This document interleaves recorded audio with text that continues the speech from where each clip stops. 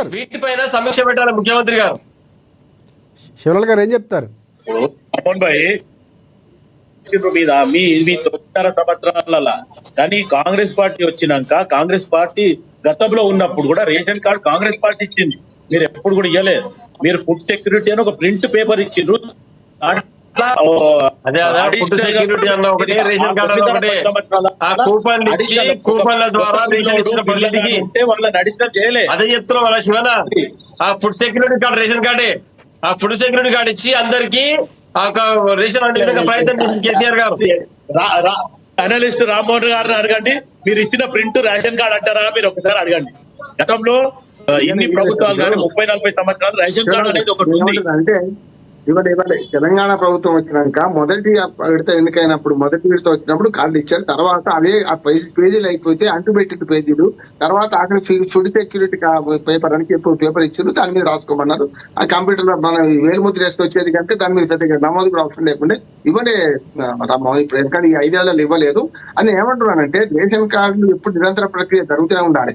కానీ శివలాల్ గారు అన్నట్టు గతంలో మన సివిల్ సప్లైస్ మంత్రి ఆయన ఉన్నప్పుడు ఏది మన ఈటల రాజేంద్ర గారు ఉన్నారు కనుక దాంట్లోనే ఆయన ఫోటో ఉందని ఇవ్వకపోవడం కూడా చేసింది అంటున్నాను నేను. ఆయన పార్టీ నుంచి వెళ్ళిపోయినాక అప్పటికి ఆరోగ్య శాఖ మంత్రి నుంచి అక్కడికి వచ్చింది కదా, అందుకనే ఇవాళ రేషన్ కార్డు అయితే ఇవ్వలేదు. కానీ ఇప్పుడు ఇస్తున్న సంతోషపడదాం, కానీ మంచిదే కదా. కానివ్వండి, అష్టేముంది 9 లక్షల కార్డు కొత్త ఇస్తారట. కానీ ఒకటేమైందంటే అర్హులకే అందుతలేవు, అనర్హులకు కొంత పార్టీ కార్యకర్తలకి ఇస్తున్న ఆరోపణలు కూడా వస్తున్నది. అది కూడా గమనించాలి కొంతవరకు. ఎందుకంటే గ్రామ సభలో నిర్ణయం చేస్తేనేమో ఇవి అక్రమాలు జరగవు, గ్రామ సభలో నిర్ణయం జరుగుతలేదు. వకీల్ సాబ్, కాంగ్రెస్ పార్టీ చేసేప్పటికీ కార్యకర్తల కొరకు ప్రజల కొరకు ఉండదు పార్టీ. కాంగ్రెస్ పార్టీ కేవలం కార్యకర్తల కొరకు పార్టీ పనిచేస్తుంది, ప్రజలను పగలమాలు పెడతారు ప్రజలకు. మీరు చేసింది కూడా అదే. కానీ నేనేమంటా రెండు కాదు, ఒకటి ఏంటంటే కార్యకర్తలు ప్రజలు కాదా కావచ్చు, కానీ నిజంగా అర్హులకు అంతలేవు. రామ్మోహన్ గారి సమస్య కదా. నిజంగా ఇల్లు లేని వాడికి ఇల్లు అందుకే 2 ఇళ్ళు ఇదే రాదు అంటున్నాను నేను. అది జరుగుతలేదు కదా. ముఖ్యంగా రేవంత్ రెడ్డి గారికి ప్రాంతం పైన అవగాహన లేదనా, ప్రాంతం పైన అవగాహన లేదు, ఈ యొక్క ప్రాంతం పైన ప్రేమ లేదు ఆయన.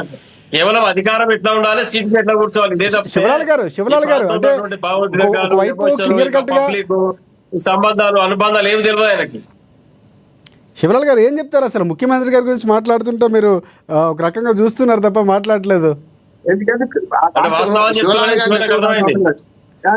రాజశేఖర్ గారు శివలాల్ గారు రెచ్చగొట్ట అవసరం కానీ డాక్టర్ సాబ్ అన్ని తెలుసు, తప్పేందో ఒప్పేందో తెలుసు. కాకపోతే అకల్గా మందుకో ఇషారా కాఫీ అనేది వారు ఉన్నదాన్ని కరెక్ట్ అంటే ఎదురు చెప్తలేరు, ఉన్నదాన్ని చెప్తున్నారు. ఆయన ఎదురుస్తలేరు, ఖాళీ చెప్తున్నారు, ఎదురు చెప్తలేరు. కనుక పార్టీ తరఫున ఉండాలి, మాట్లాడాలంటే ఒరుకుంటే లాభం లేదు సార్. ఒకటి ముఖ్యమంత్రి గారు చేయకుండానే 18 నెలలు చాలా కొన్ని ఆవిష్కరణలు కూడా కాంగ్రెస్ పార్టీ మంచి ఉంటే చెడు ఉంటుంది. అంటే గత ప్రభుత్వంలో అధికారులు లోపాలు లేవా, లేకపోతే ఎమ్మెల్యేలో లేవా, లేకపోతే కమిషన్లకు సంబంధించి ముఖ్యమంత్రి గారే ప్రత్యక్షంగా మాట్లాడినటువంటి సందర్భాలు ఉన్నాయి. ఇవన్నీ పక్కన పెట్టి కేవలం ముఖ్యమంత్రి గారిని మాట్లాడడం అనే దాని మీద స్పందించట్లేదు అనేది నా అభిప్రాయం. తప్పు అవుతుంది అనేమంటా సార్. ఇప్పుడు బీఆర్ఎస్ వాళ్ళు తప్పు చేసిండ్రు, కేసీఆర్ అహంకారము, కేసీఆర్ అవినీతి ఓడగట్టి ఇంత కూర్చుని పెట్టిండు. నువ్వు అదే పని చేస్తే ఎట్లా అంటున్నా నేను. ఇప్పుడు ఆయన కంటే ఎక్కువ మాట్లాడుతున్నావు, ఆయన కంటే ఎక్కువ అరుస్తున్నావు, ఆయన కంటే ఎక్కువ మనం చేస్తున్నా అంటున్నావు. మరి అప్పుడు ఏమైంది ప్రజలు గమనిస్తున్నావు. 5 ఏళ్లే ఎవరికైనా, ఆయన 10 ఏళ్ళు ఇచ్చిండు, ఇప్పుడు 5 ఏళ్ళు కాదు. రేవంత్ రెడ్డి గారి 2020 మ్యాచ్ ఆడుతున్నారు ఇప్పుడు ప్రజలు. 10 ఏళ్ళు పోయింది, 10 ఏళ్ళ అధికారం పోయింది. రేవంత్ రెడ్డి గారు ఒక మాట చెప్పిండు, 10 ఏళ్ళు మొదలు మన తెలుగుదేశం ఉన్నది, 10 ఏళ్ళు ఏమో కాంగ్రెస్ ఉన్నది, 10 ఏళ్ళు బీఆర్ఎస్ ఉన్నది, 10 ఏళ్ళు నేను సమస్య కాదు, అయిపోయింది. అంటే ఆయన ఉండడం కాదు, 5 ఏళ్ళకే విసిగొస్తుంది ప్రజల మీద, ప్రజలకు ప్రభుత్వాల మీద. జాగ్రత్తగా ఉండమంటున్నాం, ఒళ్ళు దగ్గర పెట్టుకుని జాగ్రత్తగా ఉంటే ప్రజలు మళ్ళీ ఆదేశారు 2వ ఇటువంటి ఆయన ఉండొచ్చు, కాదని ఎవరు అంటున్నారు. కానీ సమస్య అక్కడ వస్తలేదు సార్. నేనేమంటున్నా, ఇవాళ అరుస్తే లాభం లేదు, ఉన్న వాస్తవం తప్ప గొప్ప తెలుసుకుందాం. వడ్డించేవాడు కలెక్టర్ వడ్డించుకోండి, ఎత్తి పెట్టాల్సింది ప్రభుత్వం కదా. ఇప్పుడు తల్లి వంట చేయకపోయినాక బిడ్డలు వంట ఎక్కడి నుంచి వడ్డిస్తారు? ఎరువులైనా సరే, రేషన్ కార్డు అయినా సరే, ఏమైనా సరే కదా అంటున్నాను నేను. బడ్జెట్ చూసుకోవాలి కదా. ఆర్థిక మంత్రి రేపు 10 లక్షలు రేషన్ కార్డు ఇస్తే రేపు బియ్యం సప్లై చేస్తారు, ఎక్కడి నుంచి ఇస్తారు? అందుకే ఎరువుల విషయంలో మాత్రమే నేను విమర్శిస్తున్నా. కలెక్టర్ల విషయంలో మిగతా వాళ్ళు చాలా తప్పు చేస్తారు. కలెక్టర్లు అనుభూతి పెట్టాల్సిన బాధ్యత ముఖ్యమంత్రి గారితే తప్పనిసరి చేయాల్సిందే. కలెక్టర్లు అందరూ మంచిగా నేను అంటలేను, కానీ ఎరువుల పంపిణీని కలెక్టర్లకు అప్పచెప్పకుండా మీ ఎమ్మెల్యేలు కూడా పోయి చూడండి, అప్పుడ తెలుస్తుంది. అన్న లోపల సరుకు లేకపోయినా అంగట్లు అన్ని ఉన్నాక అన్ని ఉంటే వేరు, అంగట్లు అన్ని లేవు కదా. రైట్ శివలాల్ గారు, అధికారాన్ని పాటిస్తే లాభం లేదు అంటున్నాం. రైట్ శివలాల్ గారు ఏం చెప్తారు? అసలు ముఖ్యమంత్రి 10 ఏళ్ల పాటు ఉంటామంటున్నారు.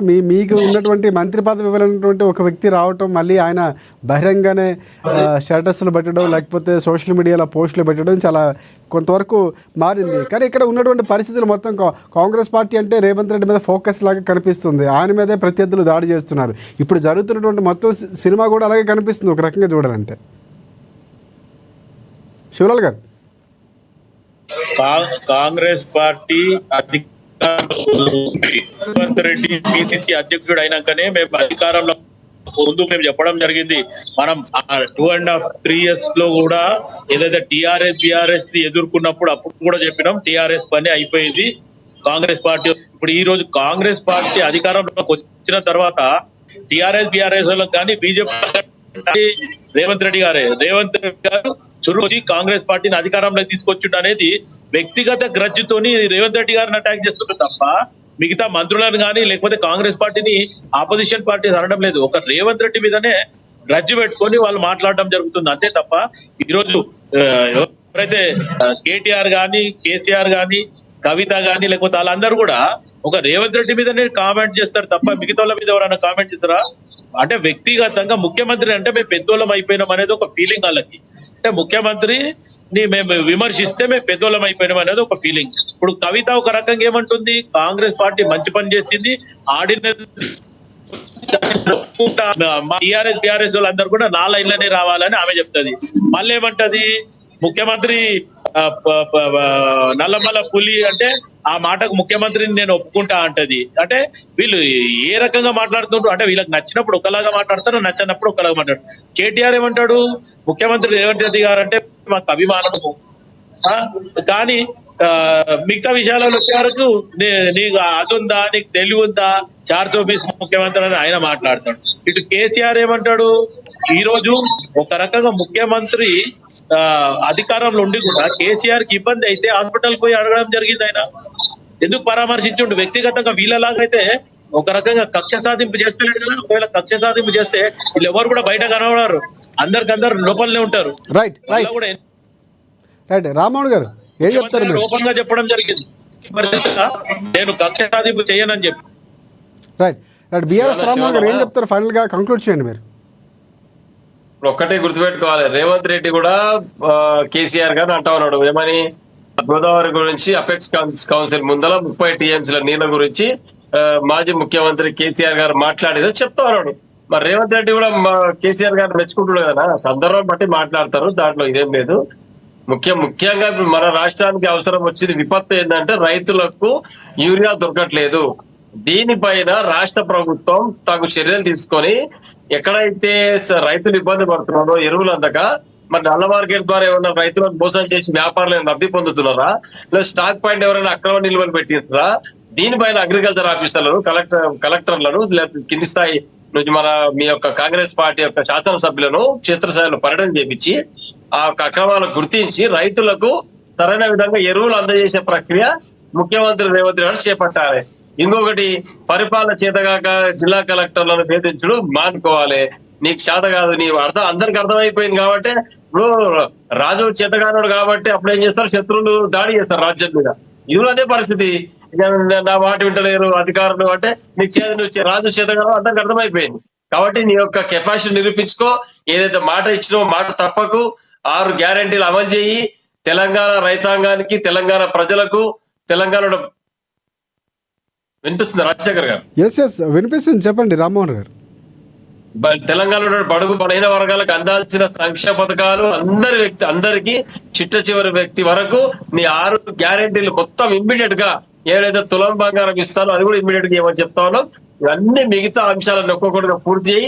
కనీసం మాటలు నిలబడితే అప్పుడైనా కనీసం అధికారులను నిర్వహించే అవకాశం ఉంటుంది. కాబట్టి ఒక రాష్ట్ర ముఖ్యమంత్రిగా చిల్లర వాక్యాలు బయట ఎక్కడ నన్ను దొంగ అంటున్నారు, దొంగ చెప్పులు ఎత్తుకోపోయే విధంగా చూస్తున్నారు, నాకు అప్పు పుడతలేరు, నన్ను నమ్ముతలేరని తెలంగాణ ఆత్మగౌరవాన్ని, తెలంగాణ ఆత్మవిశ్వాసాన్ని, తెలంగాణ పూర్తిగా తాకట్టు పెట్టి తెలంగాణ యొక్క అస్తిత్వాన్ని దెబ్బతీసే ప్రయత్నం చేస్తున్నావు. ఇవన్నీ మానుకో.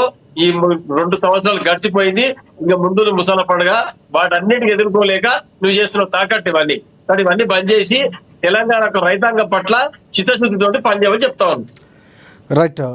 అనలిస్ట్ రామ్మోహన్ రావు గారు, మీరు కంక్లూడ్ చేయండి. ప్రధానంగా ఏం చెప్తారు ఫైనల్గా ప్రభుత్వానికి, ఇటువైపు ప్రతిపక్షానికి? కానీ విషయం వీళ్ళ దగ్గర కొట్లాడితే లాభం లేదు. నువ్వు డోనాల్డ్ అనేది తినొక ఫైదా అవుతాయి. వీళ్ళిద్దరు కొట్లాడుకొని వీళ్ళ మీద వాళ్ళ మీద వాడుతూ లాభం లేదు.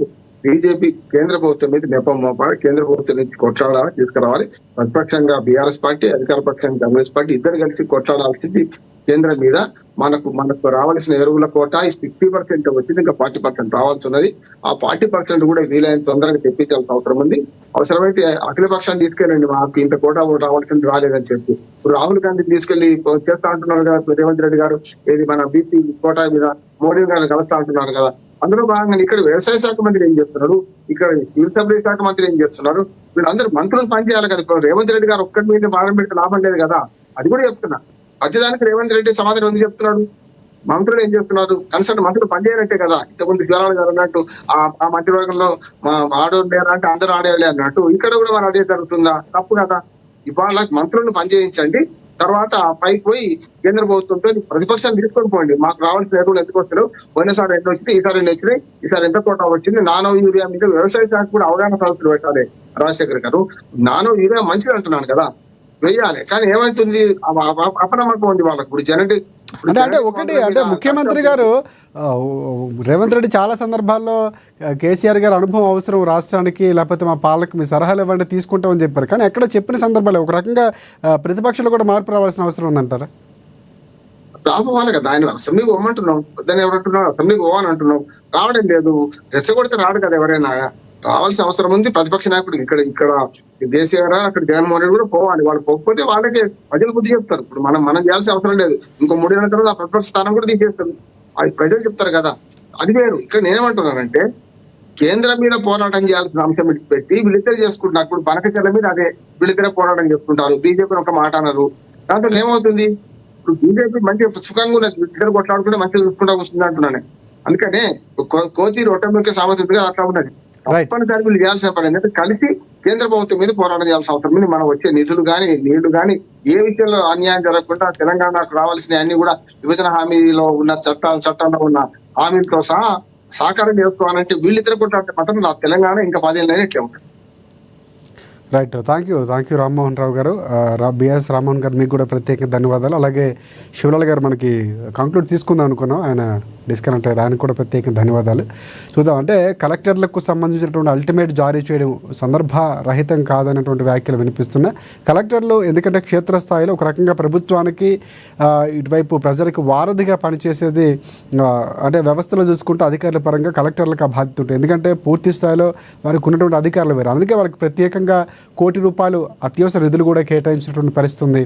క్షేత్రస్థాయిలో వెళ్ళాలి, ఆ నివేదిక కూడా ఇవ్వాల్సిన అవసరం ఉంది. సో ఇందులో మార్పులు రాబోతున్నాయి అంటే ఒక రకంగా కాంగ్రెస్ పార్టీ వర్గాల నుంచి ఒక రకమైన మార్పుకు నాంది పలకపోతున్నామని చెప్తున్నారు. కానీ కలెక్టర్లు నిందించడం కంటే కూడా పూర్తి స్థాయిలో ప్రభుత్వాలు అక్కడ ఉన్నటువంటి ఎమ్మెల్యేలపై ఫోకస్ చేయాల్సిన అవసరం ఉందన్నటువంటి వ్యాఖ్యలు కూడా వినిపిస్తున్నాయి. సో భిన్నమైనటువంటి అభిప్రాయాలు ఉన్నాయి. కానీ ఇక్కడ కేవలం తప్పించుకునే ప్రయత్నం చేస్తున్నటువంటి పరిస్థితి ఉందని బీఆర్ఎస్ పార్టీ రామ్మోహన్ గారు ఆరోపిస్తున్నటువంటి పరిస్థితి. సో ఇక్కడ ప్రధానంగా 2 పార్టీలు కలవాలి, రాష్ట్రానికి రావాల్సిన ప్రయోజనాల కోసం లేకపోతే హక్కుల కోసం ఎరువులకు సంబంధించినటువంటి అంశం ప్రధానంగా ఉందో, రావాల్సిన 40% ఇంకా రావాల్సిన ఎరువులకు సంబంధించి కూడా కలిపి పోరాటం చేయాలి. ఏ అంశం చూసుకున్నా ఈ వర్షన్ కూడా రాజకీయ విశ్లేషకుల నుంచి వినిపిస్తుంది. చూద్దాం భవిష్యత్తులో ఏం మార్పులు జరగబోతున్నాయి.